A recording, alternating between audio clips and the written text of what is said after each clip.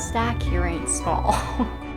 Hi guys, welcome back to my channel. Welcome to Bookmas Day 2, and today we're doing a video I literally wait to do every single month. It's my favorite type of video. It really motivates me to read, and of course we had to make it some sort of Christmas theme.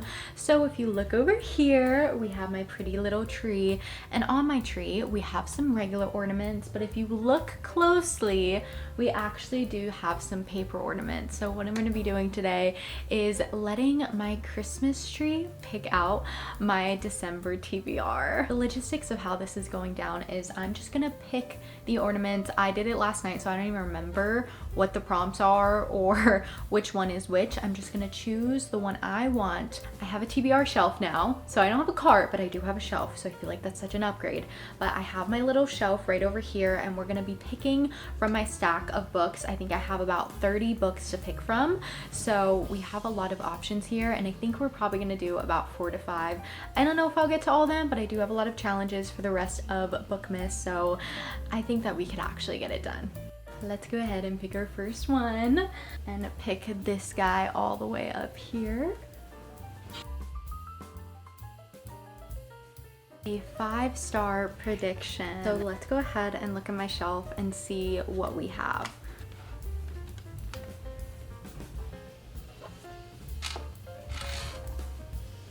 I got a couple books here, so let's talk about them. The first one I have here is Phantasma by Kaylee Smith. I think I have in a video where I picked it up in October, and I literally only read the first chapter. I do love a good fantasy, and I tend to rate them higher just because I like the genre, but I soft DNF'd at the time because I wasn't necessarily feeling it, me not wanting to read it and forcing myself to read it. So I think I am possibly gonna give it a 5-star. I just actually need to sit down and read it.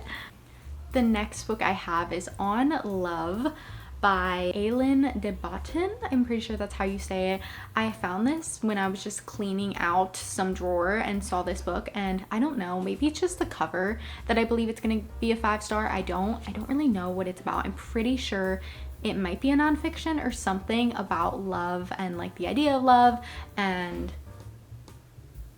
I actually read the back and I'm very wrong. It's actually about this guy, or it says narrator, so I'm not really sure, is smitten by Chloe on a Paris-London trip, and by the end of the trip he knows he's in love. It says it follows their affair from the giddy delirium of infatuation to the depths of suicidal despair without ever losing its deliciously clever sense of humor. It does seem like it's not written like a traditional book. Like if you just flip through, there are like figures, and it looks like it's a little more like theological and definition based, so I feel like that might be fun, and I do kind of like books that are a little bit not traditional sometimes, so I feel like I might give this a very high rating. And last but certainly not least, I have Swift and Saddle by Lila Sage. So this is the very first book of the Rebel Blue Ranch series. I have been eyeing this book for a while, and I just feel like a good cowboy romance I think I'm really gonna love and give a very high rating. And I've only heard really good things about this book, which is why I think I would probably rate it higher, because I know people like obsess over these, so I really want to know what that's all about. I think I am gonna go with Swift and Saddle by Lila Sage, just because when I was talking about it, I was already getting giddy, and I feel like this would be a 5-star because I think this is exactly what I need right now, and I just want to be lost in a world where I don't have to think, and I'm rooting for the characters, and we have a 3rd act breakup and everything. I'm hoping that that is what this is because I've been really craving that. So we're gonna go ahead and choose Swift and Saddle by Lila Sage. Let's go ahead and pick book number 2. I'm already having a blast with this. This one is like really staring at me. She's so cute. So I think I'm gonna have to pick this one. We have a book that finishes a series. It's this good one. I have 2 options. I have one I physically have and one I don't. So the very first one is The Housemaid is Watching. You guys saw me get this yesterday. I literally only bought it for the sole reason that it is finishing a series for me. And the second book I have is gonna be The Winners by Frederick Bachman, and that's gonna complete the Beartown series for me. And I have been waiting to read that one until December. So I think I'm gonna have to choose The Winners by Frederick Bachman. Beartown is one of my favorite books. The second one is just as amazing, and I've just been putting off the third one for the right exact time to feel everything, and I've also been procrastinating it because I don't want this series to end for how good it is. But I think it's time to close that out. I started with Beartown in January of 2025. I'm gonna have to finish with The Winners. Let's continue.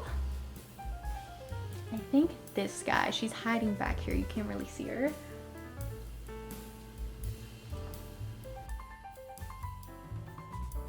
A book under 300 pages.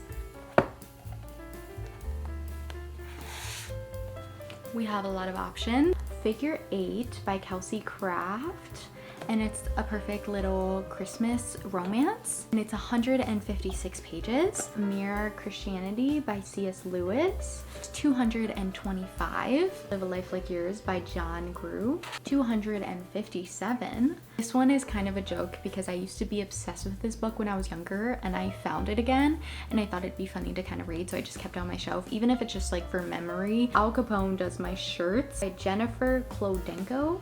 213 pages. And then we just saw this one a little bit ago, but it is On Love, and it's 220.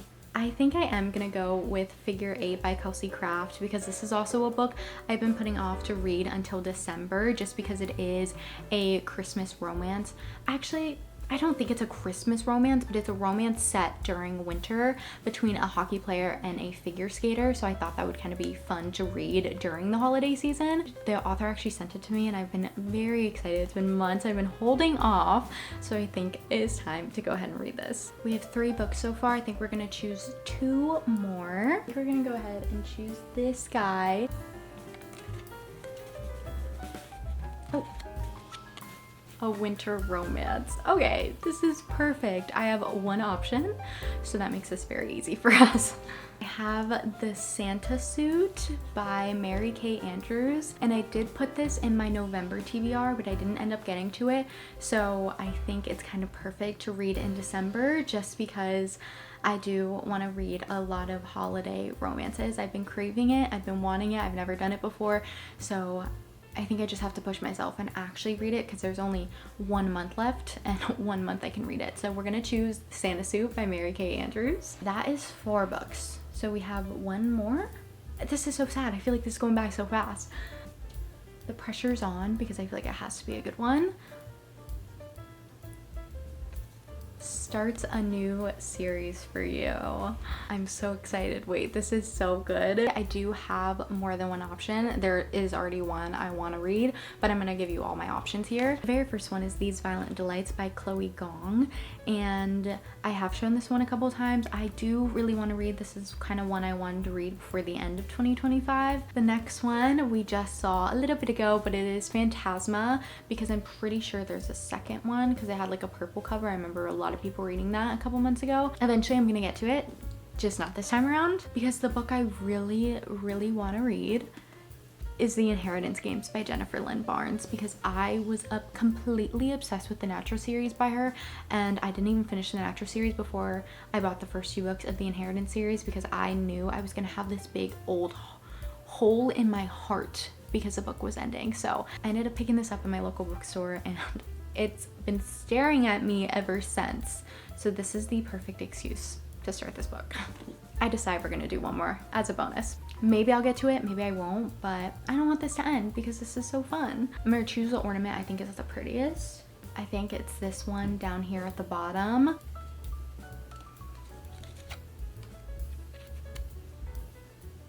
Has red on the cover. This is very on brand, and I do have a lot of books that have red.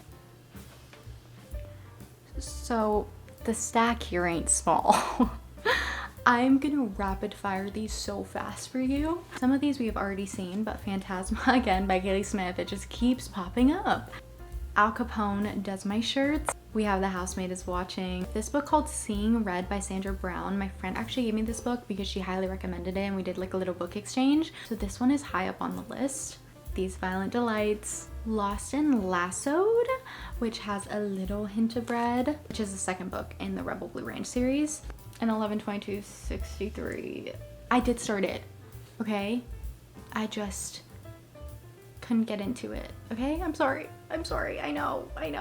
Honestly, the 3 that kind of have been stuck in my head are Seeing Red by Sandra Brown, just because when someone recommends it to me, I like want to read it pretty quickly. The Housemaid is Watching, because I just bought it, so I thought it'd kind of be nice to actually finish the series in 2025. And then Lost in Lasso by Lila Sage, just because if I really love the first one, I would want to immediately read the second one.